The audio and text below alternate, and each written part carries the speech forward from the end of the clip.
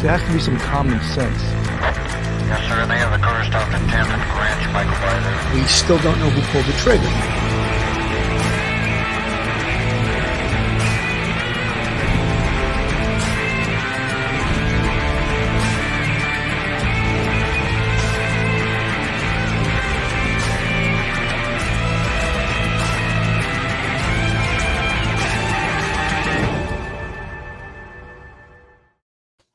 Hello, everyone, and welcome to Police Off the Cuff, Real Crime Stories. I'm your host, retired NYPD Sergeant Bill Cannon, a 27-year veteran of the NYPD, retired out of Manhattan North Homicide Squad. And if you like real crime stories from a police perspective, you're in the right place. And joining with me tonight, retired NYPD detective and straight out of Brooklyn, Phil Grimaldi. How you doing tonight, Phil? I'm doing pretty good, Billy. How about you? Doing good. You know, we're also supposed to have defense attorney Joe Murray supposed to show up, and like all defense attorneys, he's usually late. You know, so we'll bring him in as soon as he shows up. Maybe he ran out of gas. You know, maybe his The clients Supreme Commander is going to have to talk to him. That's right. Maybe his clients aren't paying their fees, and he didn't. His gas card didn't work. Anyway, you know, Phil, this Debbie Collier case, we've been following it pretty much since the beginning.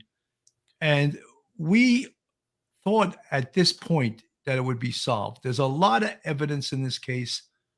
There's a lot of physical evidence. Some of the evidence that we were hoping would be brought back already, would have come in. For example, the autopsy results. It's been since September 11th, so we're into October 5th. And the results of the autopsy still have not come back. So they don't have the manner and the cause of death. Well, the cause of death is what the autopsy would reveal, and also that would be the manner. But the police, the Habersham police, have sort of taken it upon themselves to rule this a homicide, and they're investigating it as such. But however, it's really the call of the medical examiner, and in this state and this part of Georgia, the coroner would make this a homicide. You know, Billy, I think that based on what they saw at the scene, if you see something that's an unnatural death, I think it's clear that you could, go into a suicide or a homicide direction. They seem to have ruled out suicide. Obviously, the other one would be accidental. They also ruled that out. So I think that based on, even though it's not publicly been released, I think they know that it's a homicide. I would, venture to say that that's the posture that they're taking at this point. So, you get to the scene of a homicide, the body is partially burned and things of that nature. So I don't think it's too far of a stretch to call it a homicide at this point. No, I don't think it is, but in essence, it's not their call to do that. It should be the medical examiner doing that after 100%. Autopsy. However, they're investigating this as a homicide. And because obviously it's not a natural death, as you said, you listed it's not a natural, it's not a suicide, it's not accidental. Someone doesn't accidentally get set on fire, Right. And in most cases where a body is set on fire, it's to hide the real cause of death.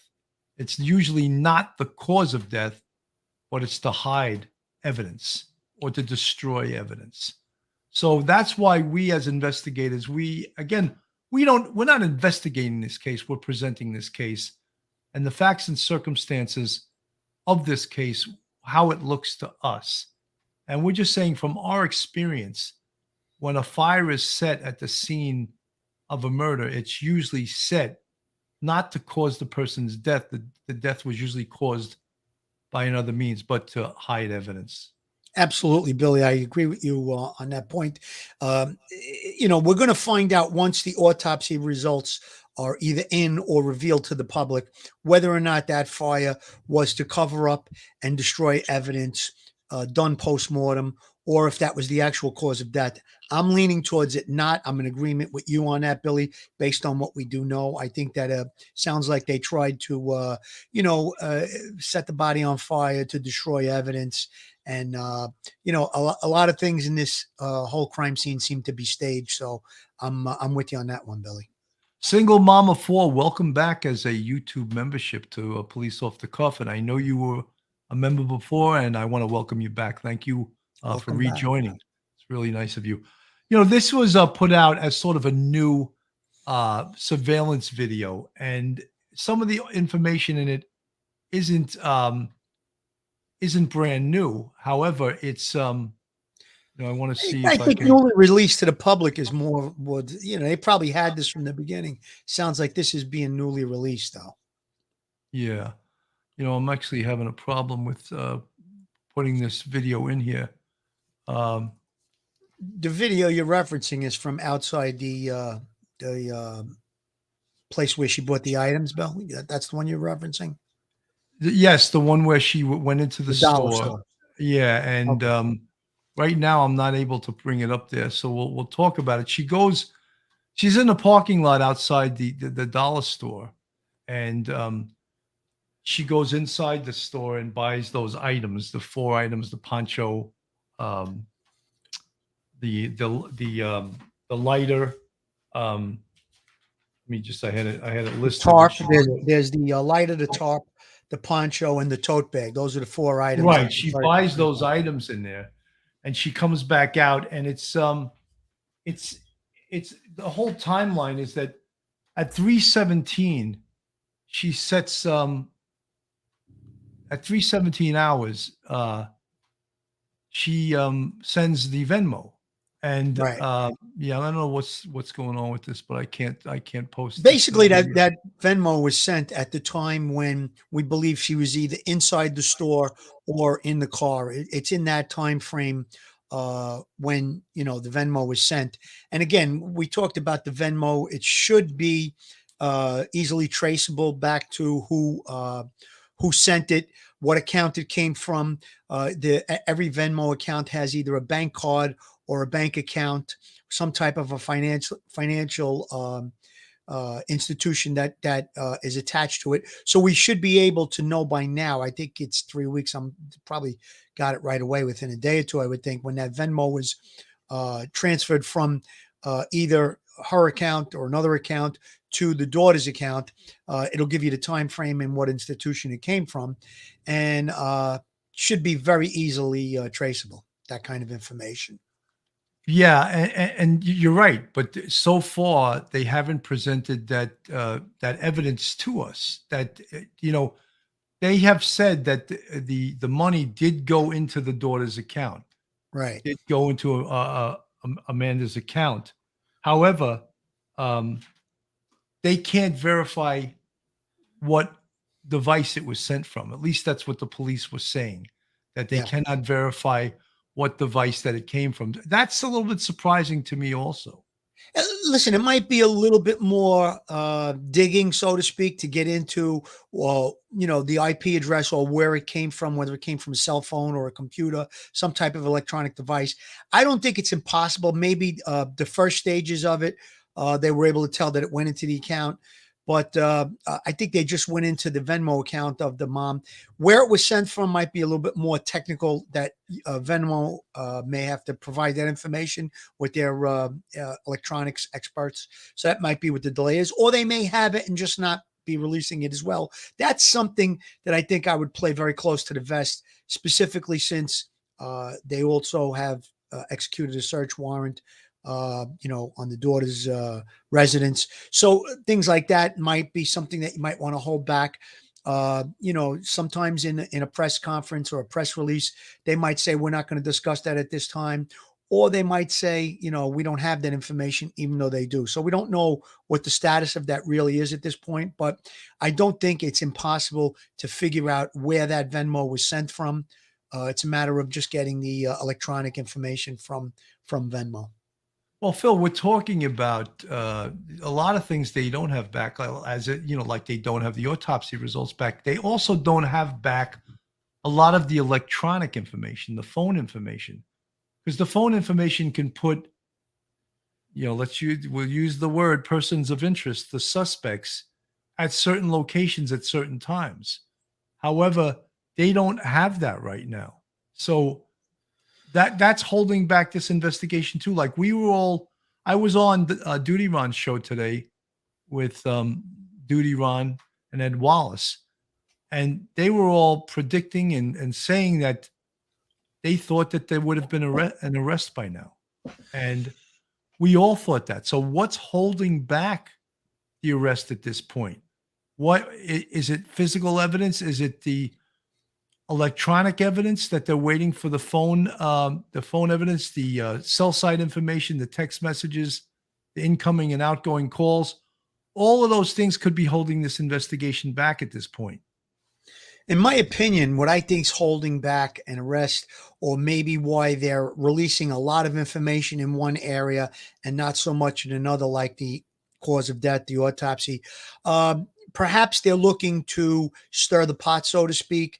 People that are involved in the murder, maybe they want to put the screws to them a little bit, get them a little nervous. Perhaps maybe somebody comes forward with information, wants to cooperate to give up another perpetrator.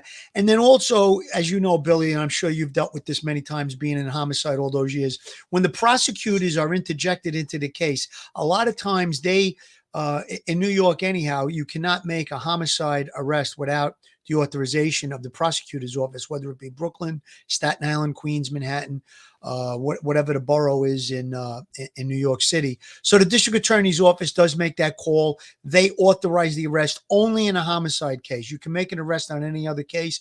Whether or not they will proceed with the case and charge it is another story. But you can make that arrest without the authorization of the district attorney's office in New York. So maybe the prosecutor in this case is saying, well, let's wait for this phone evidence. Let's wait for that piece of evidence. Let's wait for the cause of death. And I don't think they're in any hurry when it sounds like, as they stated in one of the press conferences, that this was personal and targeted. They probably have a very good idea of who's involved in it. And again, if you know where your players are and there's no chance of them escaping, leaving, absconding, and you don't think that there's any chance of them destroying evidence, then it's really just a waiting game at that point. The prosecutors a lot of time will give a list of things to investigators to do before they will authorize an arrest.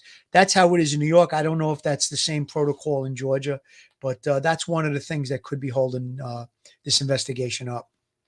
Now, this has caused a lot of conjecture among the YouTubers and people that are following this case.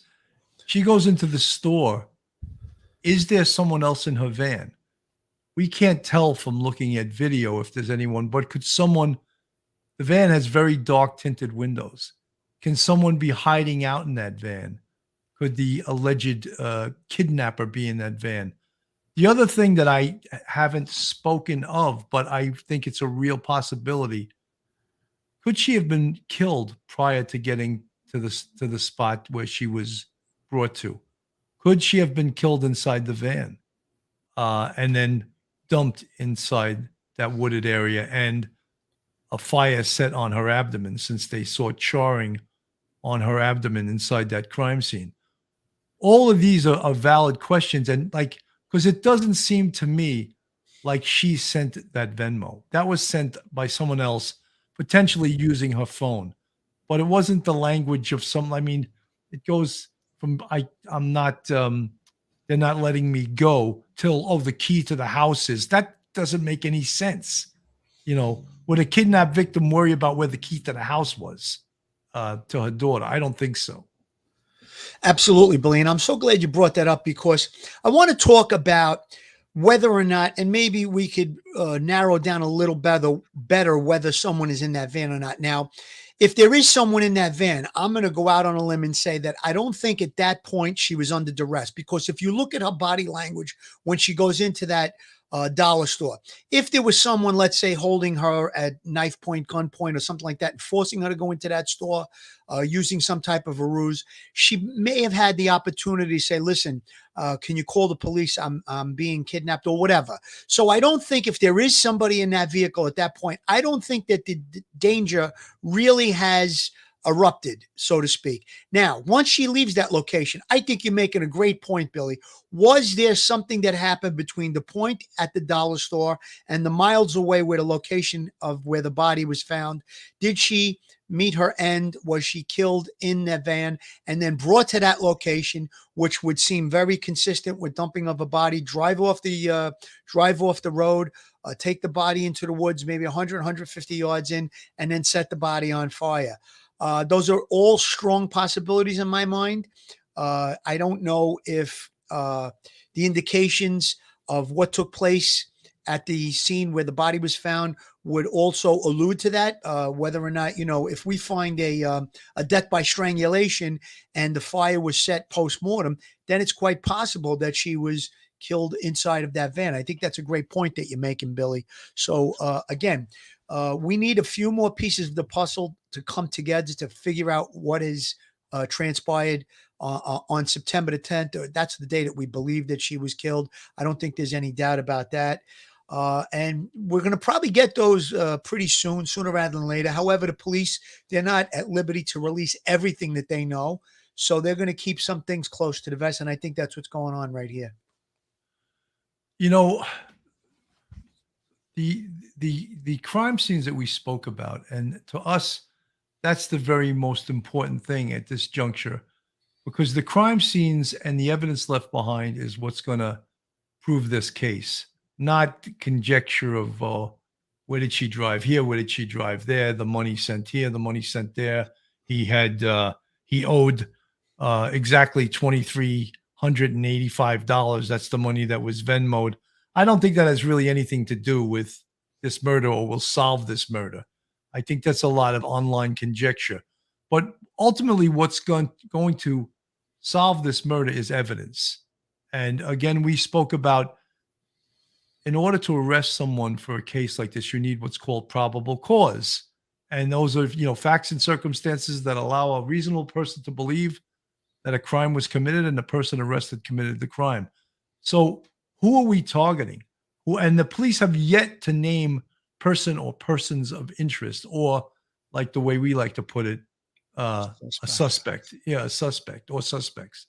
So again, they need to, another expression I hate, get their ducks in a row and put this case together and get the evidence together and put handcuffs on somebody. Billy, there could have been some text messages that have been revealed to law enforcement. And in those text messages could be the motive. And maybe they're waiting for, maybe there was money owed, and maybe there was some other way of getting money, or maybe some type of financial transaction. They want to see if that is going to take place and who's going to be involved in it.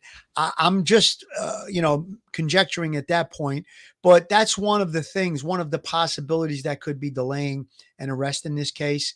And I think it's clear that when the police said that it was personal and targeted, that sounds to me like it's not a random act. I don't think it was a random kidnapping. There's people on YouTube and in the news reporting this is the work of a serial killer. I doubt that very, very highly. I will never say 100% because I don't know for sure. I don't have the case folder in front of me, but everything that I'm seeing, the posture of the police, the statements that they've made, it seems like this is going to be something close to home.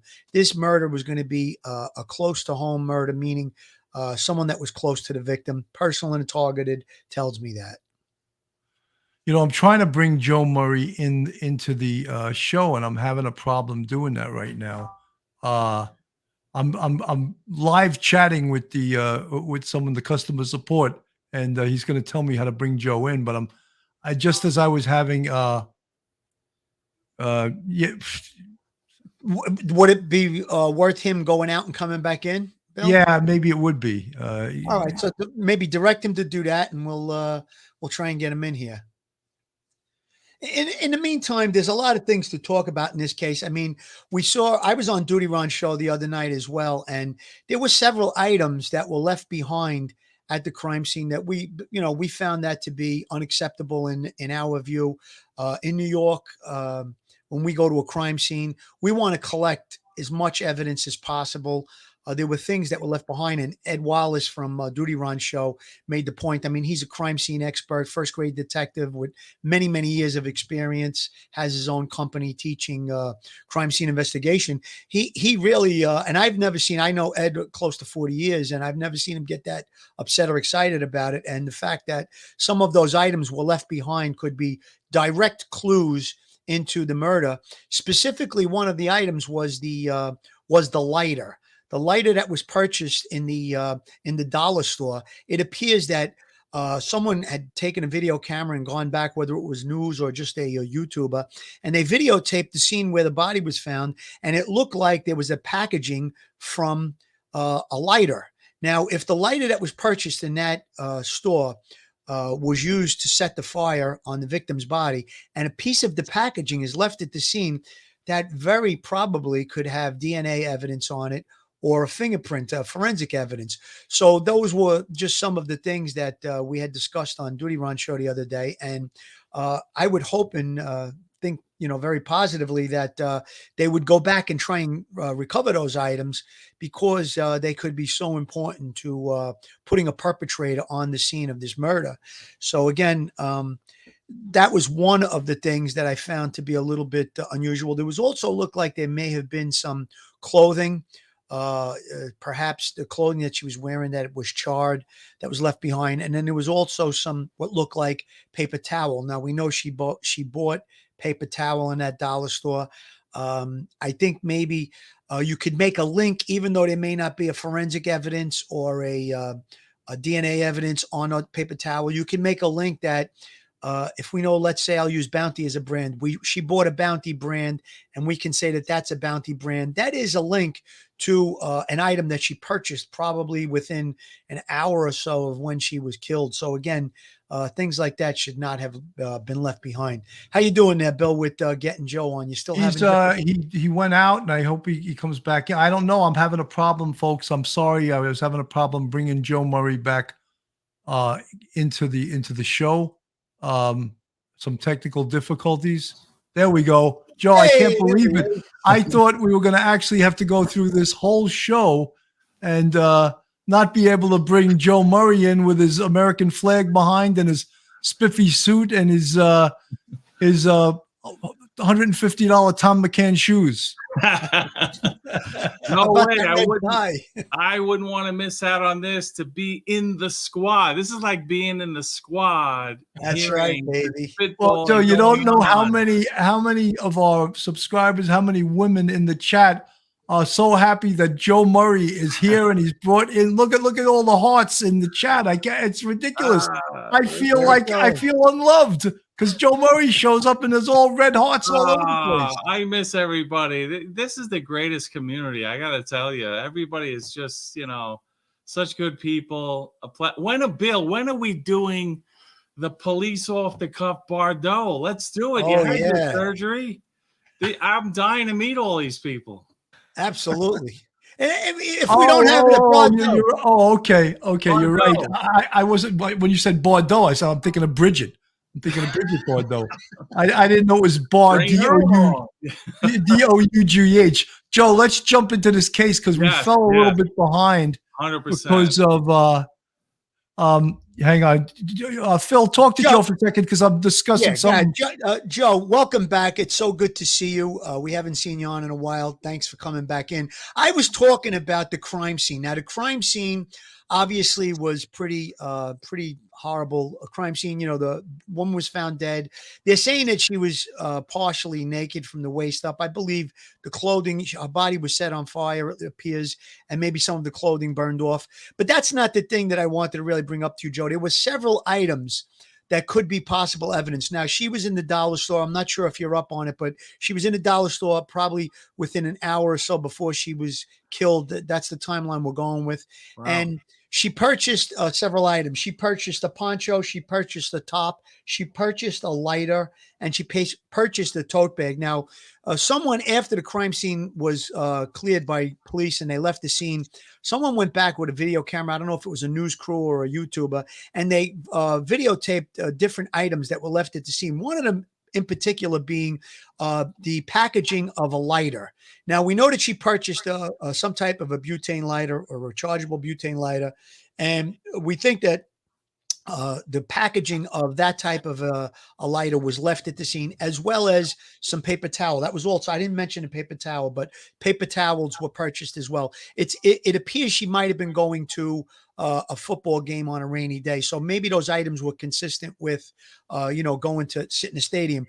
But the point that I wanted to ask you about, Joe, is if these items were left at the scene and they weren't collected by a crime scene unit or forensics, how would that impact a future prosecution of a perpetrator on this case, Joe? Well, listen, I mean, people know that people are fallible and make mistakes, and police officers are no different. So the fact that they left it behind, the issue they have to worry about is the timing of it, and then contamination. Was there, other people in the crime scene that may have interacted with it or disturbed it or moved it, or, especially in this DNA age, is there transfer DNA? Did somebody touch it? Did somebody handle it in some way? So that could present a problem. But, people realize that, people are fallible and make mistakes and, acting in good faith. I'm dying to know, though, is she a smoker that she bought a lighter? That's one of the questions I think remains to be answered. But Joe, real quick, before we go into that, on the defense side, let's say someone is arrested. Do you think an argument could be made that, hey, you left items at the scene and maybe that contains the fingerprints or the DNA of the real killer? Absolutely, 100%. I'd be banging on the table. That's exculpatory evidence. You could have extracted DNA, fingerprints. Yeah, that's definitely something. As a defense attorney, you need to raise reasonable doubt. And if there's some reasonable doubt that there was, when you do get it tested and they say it was inconclusive because too many people handled it, that I'm jumping all over that, because. All right, Joe, I got everything working and I intended to show this video right at the very beginning of the show. So let me show it and it threw me off a little bit, but since I am the consummate professional, The Supreme Commander.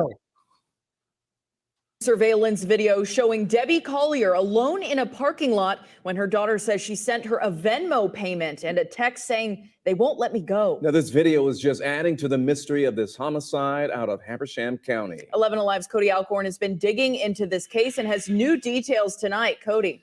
Yeah, we now have the 911 calls made just hours before Debbie Collier's body was found. Plus, a new report shows detectives spent hours executing a search warrant at her daughter's home in Athens.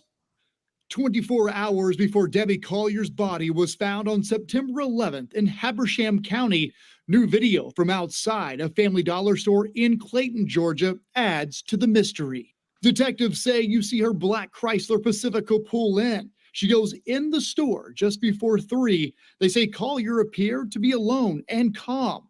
Cameras inside capture her buying items. At 3:17 p.m., while Collier is still at the store, her daughter, Amanda Bearden, says her mom sent her a Venmo payment for almost $2,400 and a text saying, "They won't let me go." Detectives say at 3:19 p.m., Collier pulls out of the parking lot. 3 hours later, her husband reports her missing in Athens. Athens Park, please. Hi, my name's Amanda Bearden, and I filed a missing persons report on my mother last night.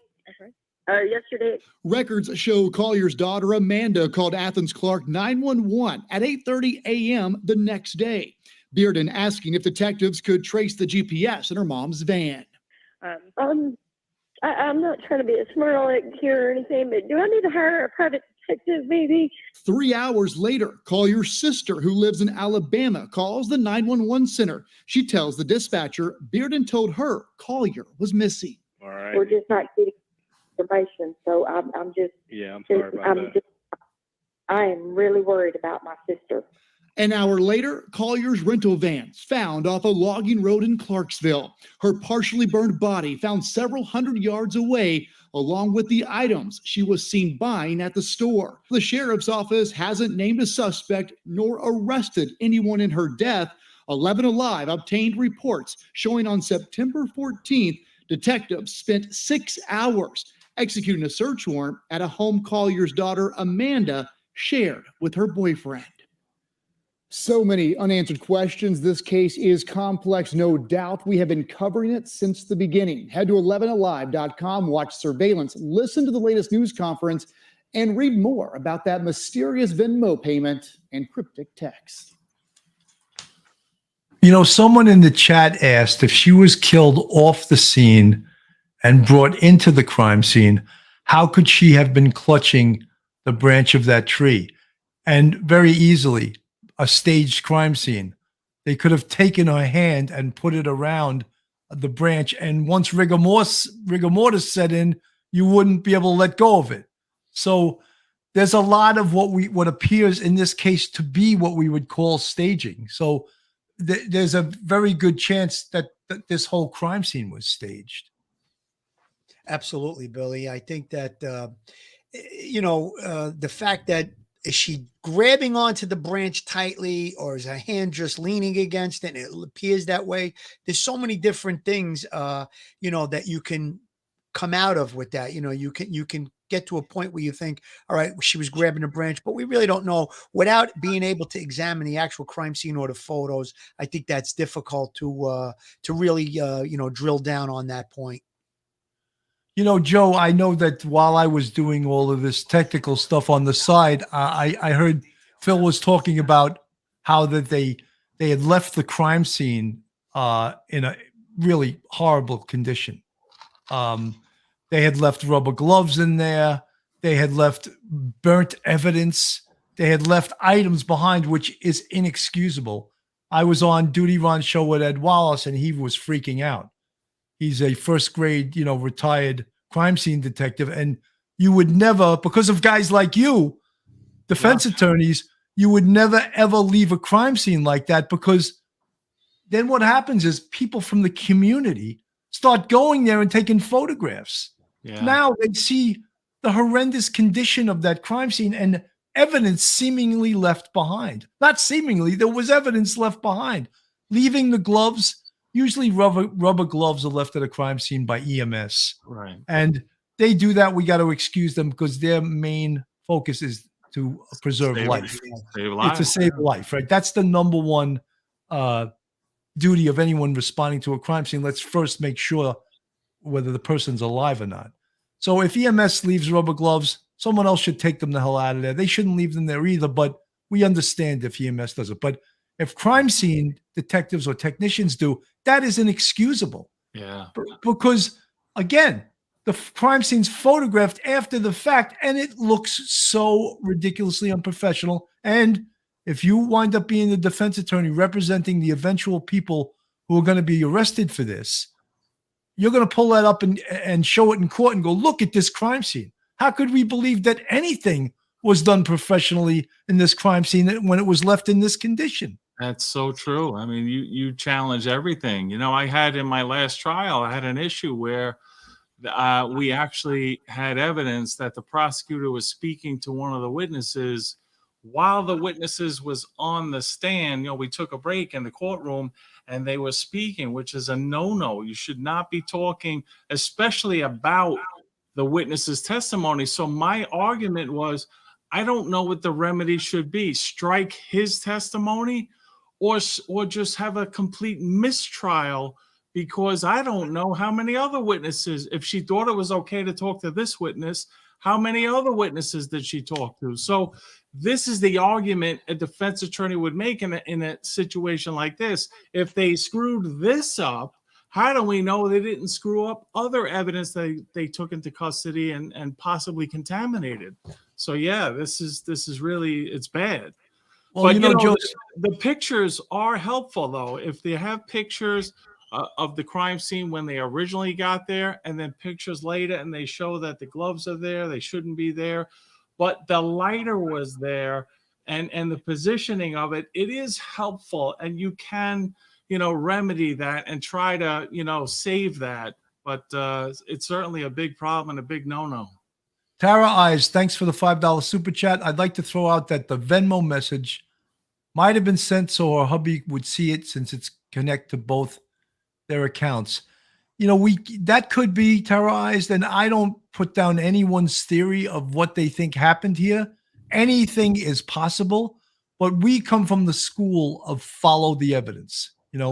Follow the evidence. We can't conjecture. Well, we can conjecture, and Phil and I talk about it all the time. I call it hypothesizing and theorizing, and he calls it spitballing, and that's so true. And look, you do it in the chat. We do it as professionals, talking back and forth. And something? That's why people follow real crime stories, because it's pretty damn interesting, and you get to be the detectives and you get to have your own theory. And who the hell am I to say your theory's not correct? Exactly. I can point towards evidence. And look, we have pointed toward this crime scene many times and a lot of other things in this case. And we're bothered by the electronic evidence. And why is it taking so long to come back? Because that potentially could be the smoking gun in this case, the electronic evidence. Phil, what do you think about that? Absolutely, Billy, because the public information that they gave at the latest press conference was that they were waiting for cell phone information to come back on several cell phones. So it sounds to me like they're going to check, obviously, the victim's cell phone, even though they have it in custody, whether or not it's operable, they're still going to get that information. And then they're looking at other cell phones to try and place specific people at the location in and around the time of the homicide. That is going to be done. And if these people were already interviewed and they said, no, I was on this side of town, but then they could be brought back in and say, hey, we have your cell phone information. You said you were on that side of town. Your cell phone is placing you in and around the area of the crime scene. At that point, you'll see the blood go out of the person's face because they know they've been caught in a lie, and they're going to continue to cover the lie with more lies. And that's how you would eventually wind up with hopefully a confession from someone. But the electronic evidence is going to be paramount, because I want to see the text messages or what calls that were made before she got to the dollar store. I want to see what information took place between the time that she left the dollar store and we believe the vehicle was spotted around 5 o'clock. So it's maybe an hour and a half, a 2-hour period. What transpired on her specific cell phone? And again, if you have a suspect, let's say, I'm just going to throw this out there. Let's say the daughter is considered a suspect or the son-in-law is considered a suspect. You're going to want to look at their phones. What messaging was going on their end during this period of time? Were they having conversation with maybe a third person? So again, that's all super, super important to this investigation. The electronic evidence is going to be of paramount importance. Jennifer Bossett, you were talking exactly about what Phil was just addressing. Do we have an alibi timeline for where exactly the daughter and boyfriend were all that day? And he was just addressing that. And right now, no, we don't. And that is, the smoking gun information that I'm referring to. They can get off the cell phones. And that's what we're frustrated about, has not come back yet. I want to play this. I like the way Jennifer was thinking, though. Yeah, no, she's right on target. And so are many people that listen to Real Crime. They're right on target. Athens' mom was found dead in North Georgia. Debbie Collier's body was discovered in a wooded area near Tallulah Falls the day after she went missing. A police report indicates her car was actually spotted there a day before she was found. Tonight, law enforcement. See, that bothers me too, is that an officer from Tallulah Falls spotted the car there at 5 p.m. on the 10th.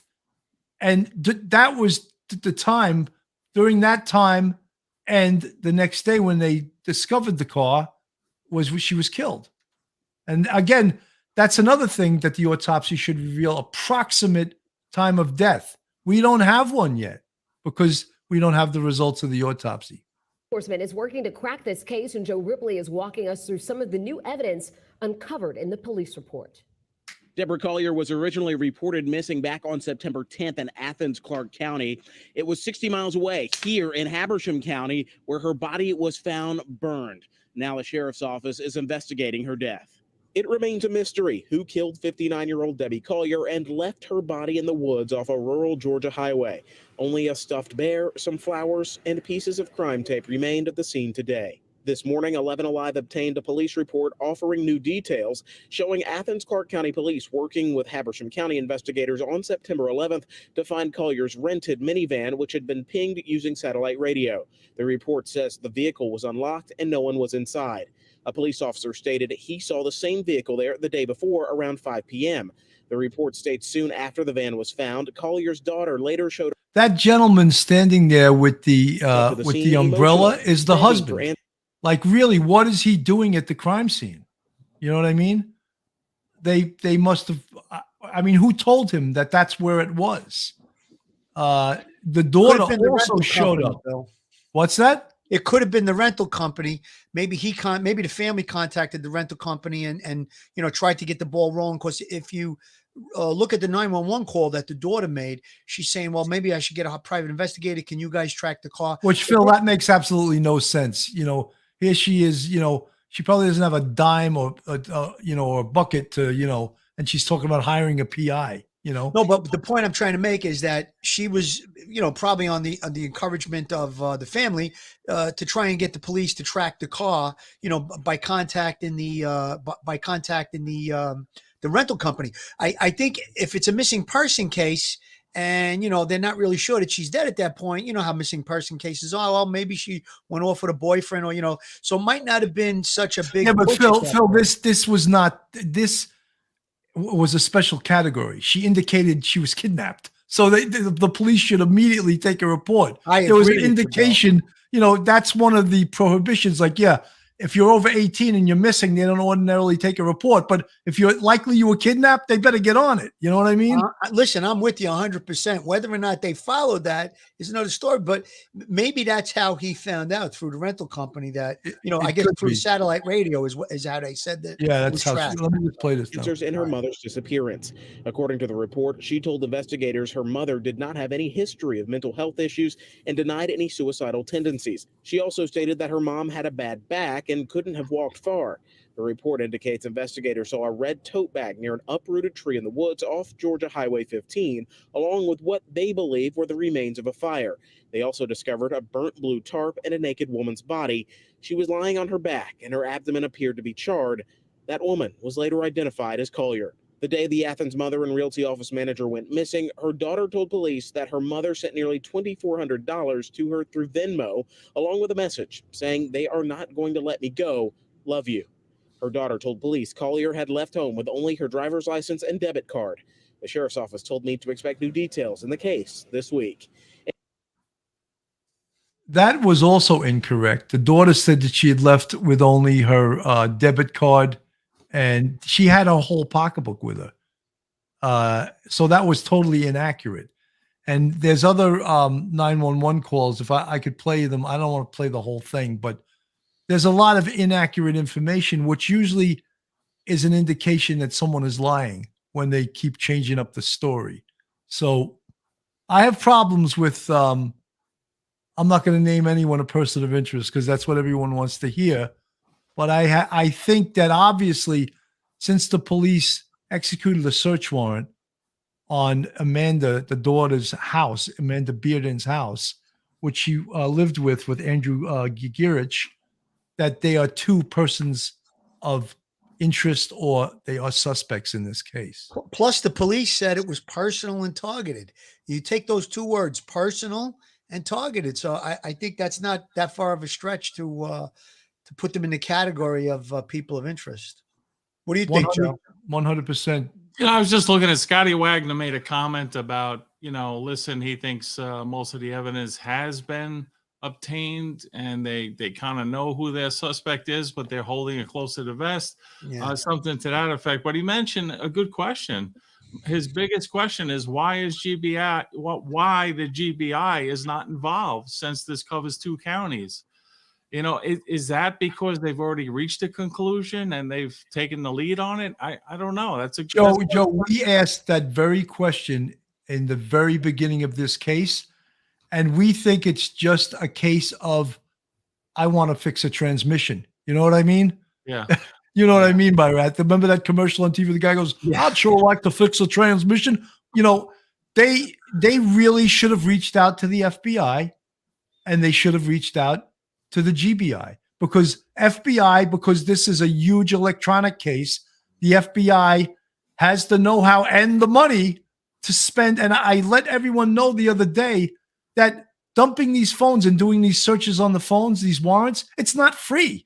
Yeah, Each carrier, 11 years ago, they charged $500 a day. It's probably $1,000 a day or $1,500 a day now. This is not free. Everyone in the chat was like horrified. Oh my God, they charge law enforcement. You bet your butt they do. They're not doing this for free. This puts them out. They have to have a technician working on this phone, and it costs, and I would just venture to say, probably $1,000 to $1,500 a day now. So why not bring in the FBI, who has the big fat pockets, and they can pay for this? Yeah, absolutely, Billy. But, what about forensics? We don't have an autopsy report. We don't know what they found. And that's so vitally important. And you guys know this. I remember I worked with a guy named Mike Swain in the 7th Precinct. Great detective, very humble guy, always asked questions, very inquisitive, and wanted to be everywhere. So he was at the autopsy of one of these homicides we had. And it was a great conclusion that he came up with. He was, watching the autopsy and talking to the ME. And they found, when they took the lungs out, they were pristine. They were pure. And the ME and Mike together, they were both like, there is no way this is a New Yorker. You know what I mean? This was a Lower East Side. This guy lived in the mountains in Pennsylvania or something, So there are ways that, these forensic guys, Ed Wallace, John Paolucci, these guys are fantastic. And you match that with the ME and the work that they do, there is so much evidence that we don't even know about yet. 100%. And that's, that is frustrating. And Phil and I always allude to the fact that we don't have access to the case folder. And if we did, we would be able to more see which direction they're going in. Run the World. Thank you for the $49.99 super chat in honor of Polk County Deputy Sheriff Blaine Lane, end of watch 10/4/22. God bless him. I'm so sorry to hear that of his death. I haven't heard about this Run the World, but I'm going to look into it after we get off the air. But God bless your friend, and God bless everyone that does this type of work. All people that put on that blue uniform, strap on a gun, and call themselves lawmen. Prayers for that family. 100%. Joe, you're making a good point about the forensics and the evidence collection and the medical examiner and the autopsy, and all of those things come together, and they give me, the case detective, I'm going to use myself as an example, the ammunition when I go into the interview room with the perpetrator to hit them with all of these things. Give me the story. I ask you a few questions. You start telling me all the lies. Then I hit you with all the evidence, and I come out with all the things that are going to impeach all the things that you're telling me. And then, it gets to the point where I know you're lying. I know you're involved. There's all this evidence. What are you going to do? You're going to try and run this BS to the judge and the jury. You're going to go away for the rest of your life. And that's usually how we get the dialogue going, to try and get a confession, but that's a great point. Homicide investigation is not a one-man show. It's just not. It's a team effort. All investigations are. It's a team effort. From the minute that the person picks up the phone and calls 911, you're part of the team. That 911 operator can have information, maybe hear something in the background, all the way to the person that pronounces the body, the person dead. So there's so many people in between that point that are vital to the investigation. And then all the investigators. Nobody does it alone. Anybody that tells you that is full of it. True. Duty Ron is in the chat. Welcome, Duty Ron. Good to see you here. It's great how all of us NYPD support each other on our channels. Crime Time with Duty Ron. He is single-handedly responsible for really helping my channel to move forward as far as subscribers, and just giving me advice on how to navigate YouTube. Folks, this is Police Off the Cuff, real crime stories. If you like real crime stories from a police perspective, go on our YouTube, hit our subscribe, give us a thumbs up and ring that bell. And if you want to support us, we have a Patreon with 3 different levels. And if you want to join our YouTube family, we have 5 different levels. And the folks with the green font in the chat are part of our YouTube family. Scotty Wagner, you know, I had spoken about this on another episode that the NYPD does something very smart. I feel it's very smart. Not all the detectives love it, but it's the requirement in every homicide the catching detective attend the autopsy. I mean, many detectives, if they don't have the stomach for it, guess what? Don't become a detective. You know, Right. you need to go to the autopsy. The pathologist needs to describe to you the cause of death. Someone was in the chat before said cause and manner and death are the same thing. No, that's not true. The cause of death is gunshot wounds, strangulation, blunt trauma, poisoning. That's the cause. Manner is homicide, suicide, accidental, or natural. All right. So it's confusing and you can mix the two up, but hopefully I just differentiated that. I don't think it's that confusing when you think about it, Bill, because you're saying the cause of death is what actually caused the person to die, and the manner. We have the 4 categories that we go by, and I think it might be confusing, but when you describe it the way you just did, I think it's very clear. You know, I wanted to ask you something about the fire. There was a fire set. Did anyone look at burn patterns? Was there an accelerant used? Was there like a gas can nearby? Like, that kind of stuff really means something. Joe, one of the things that she had picked up at the store was a gas lighter. So that could have been the accelerant that started the fire. And there was charring on her abdomen, and also a tree nearby had charring on it. Did they test it for an towels accelerant as well, Billy? The paper towels that she Right. purchased, they believe that could have been maybe to ignite the fire or keep it going or whatever as well. So there's all of these indicators. It sounds to me like either she was already dead and someone lit the fire, or the fire was done to cover up the crime scene. That's the way it looks to me. Yeah, I mean, that's why I'm thinking that potentially she could have been killed at another location and brought there, and the crime scene was staged.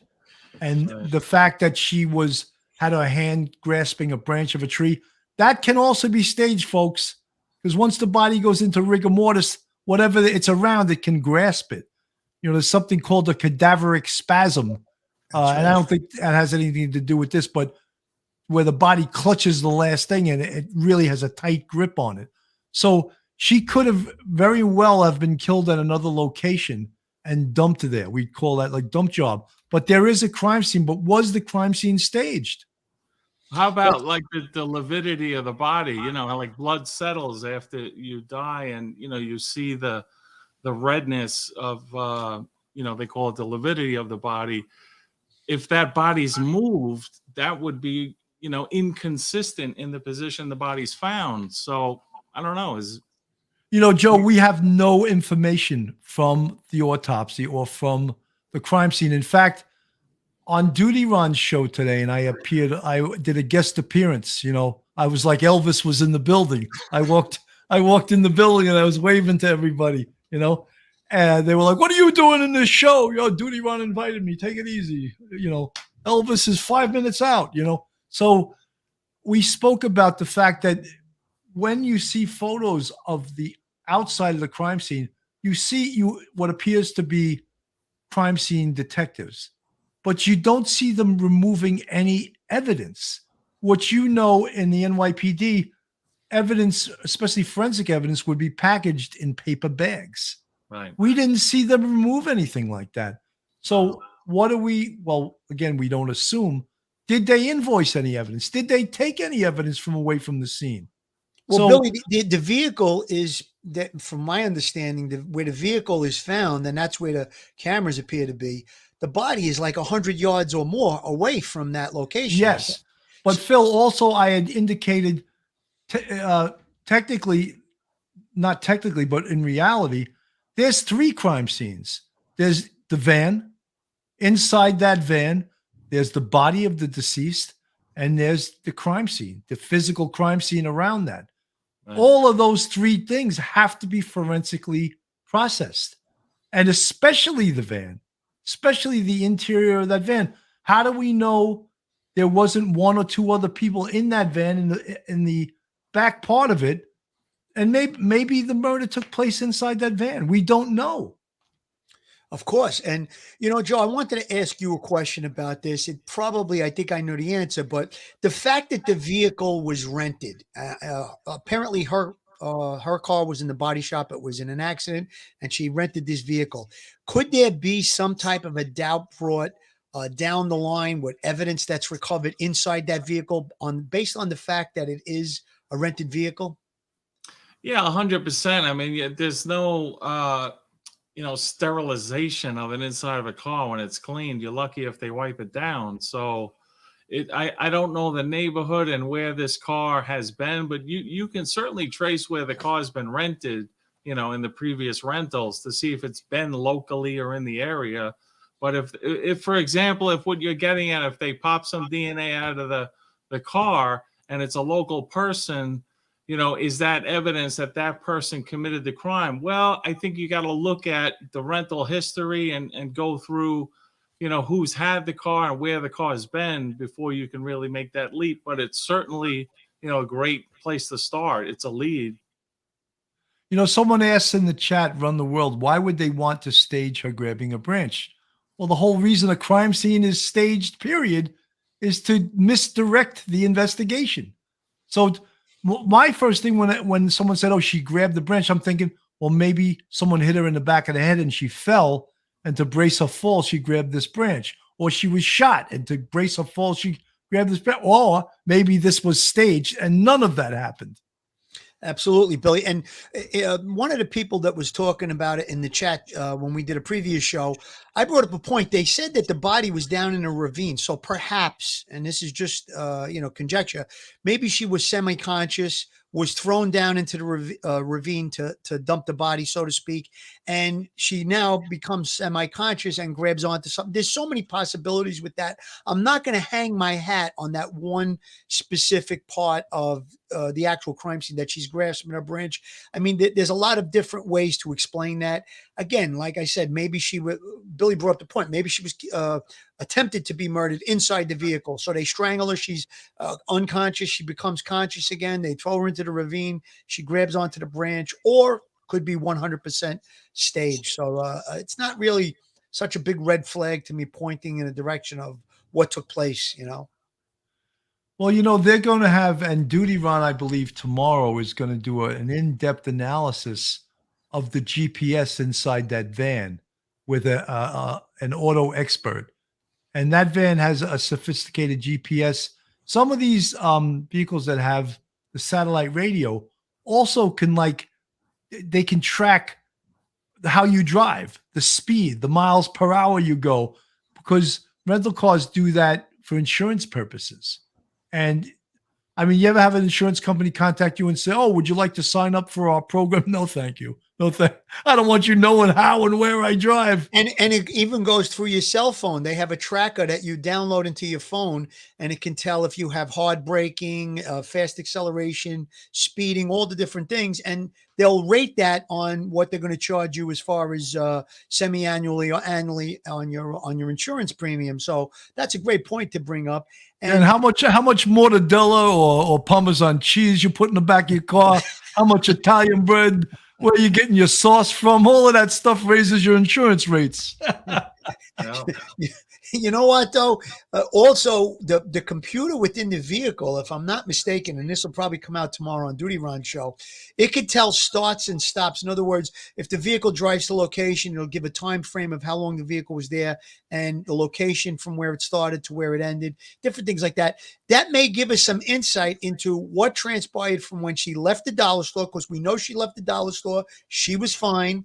And then about 2 hours later, within 2 hours, I think it is, because I think it was a state trooper, spotted the car around 5 o'clock. She's now deceased, we believe. So again, what happened in that period of time? She drove 15 or 16 miles, whatever it is, from the dollar store to the location where the vehicle was found. Was she driving? We don't know. We don't know. Did she stop? Did she pick someone up? Was there a struggle in the car? Did someone else drive the car? All of those things are going to be very, very important to reveal. And obviously inside the vehicle, that's something that crime scene should have gone through with a fine-tooth comb, 100%. There's Olivia Grace. Did you all know that the boyfriend, and his name, I always have to look it up, Andrew Gigirich. Did you know that his mother is in prison for trafficking drugs? She got 30 years. She was caught by an undercover cop set up. I think it's important to know that. Was Debbie helping her daughter make drop? I did know this. I just found this out. And, I always like to use cliches. The apple never falls too far from the tree. If the mother's involved in drugs here, what's the son all about? And a lot of times people that are involved in drugs, again, they hang out with other people that are of their same ilk. And, it's very possible that someone else involved with these two could have committed this murder also. What's one of the other things that we say a lot on the show, Billy, about how previous actions are usually a good indicator of Future actions going forward. Yes, Future actions. yes. So. That's so correct. Actually, Maki Haberfeld used to always say that past behavior is always a good indication of future behavior. That's it. That's what I was getting. I hope I didn't. I hope she Dr. doesn't take it Maki, yeah. hard and I imitated her accent, but she's a wonderful woman, Dr. Maki Haberfeld. Sure. Phil, I wanted to make sure that he could, since he's here, I want to do his commercial, Absolutely. Hey, Joe Murray, attorney at law, present at the moment. Have you found yourself in a jam? Are you in need of legal counsel in the New York area? Do you need a victim's advocate? Well, Joe Murray is your man. He's not only an experienced trial attorney, he's also a retired 15-year member of the NYPD. He literally knows both sides of the fence. His website is jmurray-law.com. His telephone number is 646-838-1702. And his email is joe@jmurray-law.com. And here Joe is live in person with he looks like the guy in the Dinty Moore stew can, right?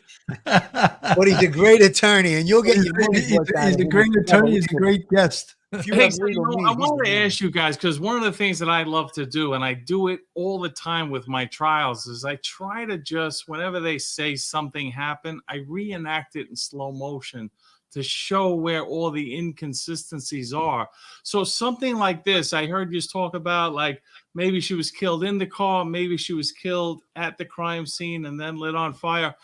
A vision came to my head. I remember watching The Sopranos when Adriana got killed, right? So what did they do? They grabbed her and pulled her out of the car. She was fighting not to be, taken out of the car. So what might you find? Hair samples, near Drag marks. drag marks. You may see signs of struggle on the way to that final crime scene where she was, but just looking at that as a reenactment, as a possible, way of, manner of death. I think that's where you look for these clues and signs. But I'm very disturbed to hear, Bill, when you're saying that there was nothing taken from the scene. No, Joe, I said that I didn't see any photos of them removing. They may have removed lots of evidence. Right, However, there was a lot of evidence left at the scene that disturbed me. That's terrible. Yeah. Yeah, no, I don't know. They had a couple of crime scene guys there. They could have had stuff packaged, small samples of stuff. But usually we'd see our crime scene unit, if they process the crime scene, they'd have numerous paper bags, and paper bags are used for forensic evidence because it doesn't defile the evidence. It preserves the evidence. Paper bags. If you put it in plastic bags, it can degrade the evidence. So that's why they would use paper bags. I didn't see any of that. That doesn't mean they didn't do it. I didn't see it. And we spoke about it today on Duty Ron's show. Ed Wallace spoke about it. And we really all were concerned with the fact that evidence was left at the scene. We were very concerned with that. I mean, it's so important when you think of someone being taken out and dragged out. If they're alive, their nails may break. There may be hair. Maybe they had a chain on that fell and is now buried in the leaves. You really got to examine that crime scene and look for anything that's out of place. Serology, blood evidence, Joe. The person could have been bleeding during the struggle. So you're making a great point, but there's 2 points I want to make. One, the fact that it was raining during the crime scene investigation. They should have put up some type of a tent around the victim's body. We don't know if they did that. We really don't see the crime scene. That's one thing. And two, could that be the reason that it was sloppily left behind evidence? Someone talked about in the chat the other day, maybe those items were underneath the body. Very well could have been that those items wound up underneath the body. But at some point, you have to move the body after you're finished examining the way you found it. You're going to move the body. And if those items, the piece of the lighter or burnt paper towels, whatever it is, burnt clothing, should be recovered and examined for evidence 100%. There's no excuse for that. The fact that it could have been underneath the body, because we always would look underneath the body. You might find the murder weapon underneath the body. So obviously those things are very important. And again, maybe there was haste because of the rain. I don't know. I wasn't there. I'm not trying to make excuses for anyone, but if you look at the videotape, it was raining when they were doing the crime scene. So maybe that had something to do with it. You know, according to Ed Wallace, the coroner of this jurisdiction attended a death investigation course given by Barbara Butcher and Ed Wallace in New York City. Oh, really? So he was trained well, but that doesn't mean he showed up at the scene. There could have been others at the scene. And I just want to touch upon the fact that we spoke about 3 different crime scenes, one being the van, one being the location where the body was found, and the third one being the body itself. Right. And besides the autopsy, the body is processed on the scene. And I spoke about this in 2 other episodes of Police Off the Cuff Real Crime Stories. There's someone called the medical legal investigators. And in New York City, they work for the Office of the Chief Medical Examiner, and they have a high level of education. They're either physician's assistants or they're nurse practitioners. So they really know what the hell they're doing, and they take their job very seriously. And part of the body process is taking the temperature, rectally, of course, is the most accurate,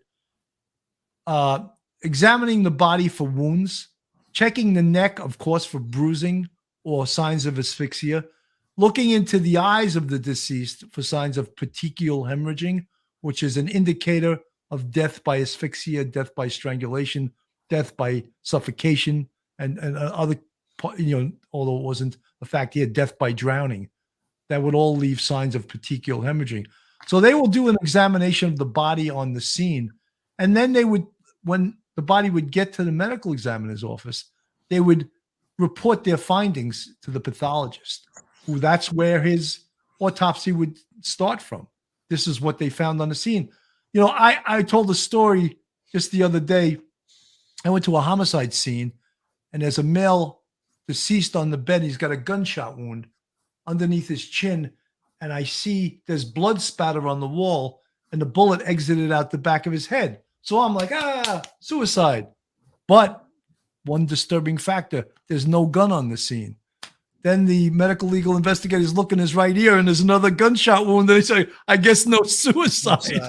2 fatal wounds. You can't shoot yourself twice with a fatal wound, you know? Yeah. But so, yeah, they have medical legal investigators. They have an unbelievably important job in death investigation. And really, the same death criteria is supposed to take place in every single state in this country. However, it doesn't. And that's why there's problems with investigating a lot of homicides. I'm just looking at the chat, and Iris Hewlett asks, and this is really a great question, how good is their crime lab? That's very important, because if the crime lab doesn't process the evidence the right way, it could be very problematic. And that's why the point that you made very early on, why isn't the FBI or the GBI involved in this investigation? That's really, really a great point. Well, Phil, I think that their crime lab is the GBI. So they would send their forensic evidence to the Georgia Bureau of Investigation. And just to mention another case, up in Memphis, where Eliza Fletcher was murdered, the TBI processed the DNA in that case in 18 hours. That's incredible. Fantastic. That is just incredible forensic work. And we were when we heard that, we were just baffled. 18 It's unbelievable hours. for The us, DNA got back. They ID'd the perp in 18 hours. Wow. From DNA. We were shocked. I was like, when I was on the job, it used to take 2 or 3 months for the DNA to come back, And then they were in line, which case was the most important as to which one they would process. But then there was also a black eye in that case. The same TBI who we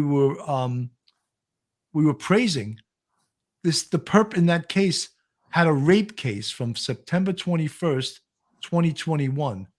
And the sexual offense evidence kit sat on a shelf and wasn't processed for 49 weeks. So had it been processed quickly, he may have been in prison and her life may have been spared. Yeah, that's a sad case. That really is. Horrible, right? I mean, Absolutely. and when you think about that, you know, I've spoken to a lot of detectives and they said, hey, there's many jurisdictions that they don't process the rape kit, period, unless they have a suspect. Absolutely. Yeah. You think the public knows that? I doubt the public Bill, knows you were that. talking about the budget constraints when it comes to these small police departments with regard to cell phone. Same thing with the lab. I mean, if they're sending stuff out, if they're using a private lab, small police departments might not use like a Georgia Bureau of Investigation lab. They'll use a private lab. And again, they're going to be paying for that. So a case like this in a small jurisdiction could actually bankrupt their budget.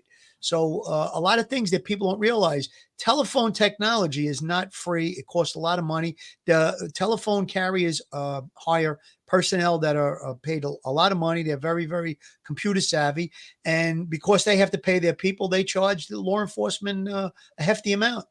You know, Phil, I was amazed at how many people were shocked that doing cell phone work costs money to the police department. They were shocked. Oh, we thought it was free. You know, and believe me, police departments hate paying for anything. They hate paying for coffee, you know, and never mind doing the forensic work on a cell phone. Jennifer Bossert, forensics also must decide which DNA is most important at the very moment they have financial limits. Jennifer, you know, you're so right.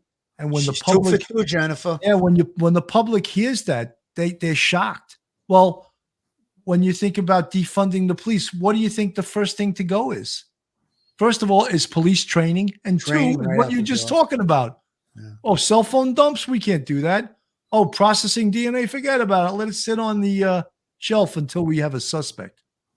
That's the reality of police work, you know? Bill, I was involved in a case about 7 years ago, and the FBI was involved in it. And they had to do a cell tower dump. Now, a cell tower dump they had a time frame. They knew exactly when the murder went down. So they knew the time.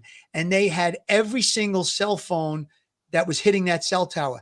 That cell tower dump, I think, was about $10,000, if not more, just for that one to dump a cell tower by the location of the murder, because you're going to get thousands and thousands of cell phones, and you're going to get all that information. They have to have someone that breaks it down to give you all the information on all the carriers and all the customer name and address and stuff like that. So again, very expensive to get this stuff, and they do charge law enforcement. They don't do it for free. Someone didn't like to hear that the temperature's taken rectally, too much information. I don't think that's too much information. I think that's science. And it's important that they do it that way because that's the most accurate way. You know, folks, we're on here for an hour and 12 minutes. A great show. I'm so happy that I got to have Joe Murray come back because we haven't seen him in a long time. He's been so busy with his law practice. I apologize for the technical difficulties I had early on. Thank God I thought enough to reach the StreamYard chat guy, and he was in the chat and he helped me get, Duty Ron just gave me $10. Duty Ron, thank you. Supreme Commander and panel, great job tonight. Thank you so much. I'm in the process of having Supreme Commander mugs made, and Josh is trying to design a design for it, but the first design, it looked too mean. It looked like some guy going, giving it. I said, have it more like this, hands in the air, like, hello, the Supreme, something like that, I don't want the Supreme Commander looking mean, But folks, I want to thank everyone for coming by tonight. And, this show is really growing. And I thank Duty Ron for helping me out. And a lot of you guys and gals, mostly girls, I said on our other show, 71% of my audience are women between the ages of 45 to 65. That's close to me. Yeah, I think it's because Phil is so damn sexy that the that that that group of women is just coming on the show in droves. And then if I have Joe Murray on, forget it. It just blows up. It blows up, And so I want to, this case also is another It's a heartbreaker. heartbreaker. In some of the cases we cover here, just like when I was a real sergeant in homicide, you'd bring some of them home, and some of them truly do affect you, and they really do. We've covered some really heinous cases on this show, and so is Duty Ron, and that we know about what is as if we were on the scene. We know what's on that scene. We're not removed because we're on the screen or on the internet. We know what it takes to solve these cases, and we know the horror that some of these people have gone through. So I want to just put it out there, that Debbie Collier is a real human being. She lived 59 years on this earth. She was a mother. She was a wife. She was a good person, and she didn't deserve what happened to her. And we want someone brought to justice. And I just wanted to leave with that. Phil, final words? Final words, Joe, welcome back. So good to have you. You're You. always the voice of reason, and you make us see things from a different point of view, and that's always good. Like I say, I always like to be challenged. Bill, I want to make a quick point on one of the things you said, making a death notification. I talked about this on Duty Ron's show the other night. It's the hardest thing in the world that you have to do, specifically in a homicide. When you go to tell that next of kin, you crush their world. You destroy their world when you tell them that their loved one is no longer with you. Not an easy thing to do. I said it the other night. I'll say it again. It was one of the hardest things I ever had to do on the police force. And again, Duty Ron Show, that's one of the shows that we support and we sponsor it. Of course, he gives you the facts just like we do. So again, thanks for watching, everybody. Thanks for tuning in. We really appreciate it. And let's say a prayer for keep her in your prayers, Debbie Collier and her family. She did lose her life, and like Bill said, she's a real victim. Joe, final words, man. It's so great to it's like welcome back, Carter. You just like you came back, But I miss you guys. I always enjoy being on the show, and I love listening to you guys, even when I'm not on the show, because I get so much valuable insight. Just this is like being in a squad, hearing how you guys approach a case and look at it and stuff. So, it's such a pleasure to be here. But I got to tell you, I have a homicide case that I just got the ME report and all the death photographs and crime scene. I'm going to talk to the client because I think it's just so fascinating when you look at the real case and go through it and see how the case is put together. And we already know who shot him. They have the person in custody, not my client, thank God, but he is charged with a felony murder. So it's a serious case, but I'm going to talk to him about it because it may just help illustrate what's going on and what's happening in cases like this that you highlight. Duty Ron gives us another $10 super chat. Thank you. But he sends a cryptic message to Joe Murray. Uh-oh. Joe Murray, get ready to eat Monday night. Me, you, and Ange. My wife is coming too. No Diane B. Laugh out loud. Yes, D'Angelo's. That's so funny. I just want to say one thing, and I'm not trying to blow my own horn. I was just so flattered. A guy that I work with, I used to work with, Dennis Cherns, who was my lieutenant in the 2-3 squad. I spoke to him tonight on the phone. He goes, Bill, he goes, my wife is a school teacher, and all her friends watch your show from her school, and they're huge fans. They love your show. And I was like so flattered. You don't think of like that you actually have fans out there, but yeah. I was flattered to hear that. And I said, they didn't mention Phil, did they? I didn't say that. Thanks. I didn't say Thanks. that. But no, it's very flattering. It is. When you get recognized, it's pretty cool. It's a cool feeling. I was walking in the gym about 2 weeks ago. A guy was walking out and he said, "Hey, Detective Phil." And I looked at him. I was like, "Hey, how you doing?" So, and I didn't know the guy from Adam. He obviously recognized me from the show. So it's a cool That's feeling. great, right? It's amazing that happens, but it Bill, does. one last thing. The perfect murder that we used to do? I remember a couple of those cases where they did have the body taken out. They walked this one girl out and killed her. Like, you think that might be helpful, just using that to illustrate, what may have happened or may not have happened, some different theories? I think that the perfect murder took a lot of poetic license that, to make it look like, it's just like Law and Order reads Miranda every time they make arrest. I think that The Perfect Murder took a lot of poetic license that didn't necessarily happen. So I wouldn't use them as an example, you know. Okay, all right.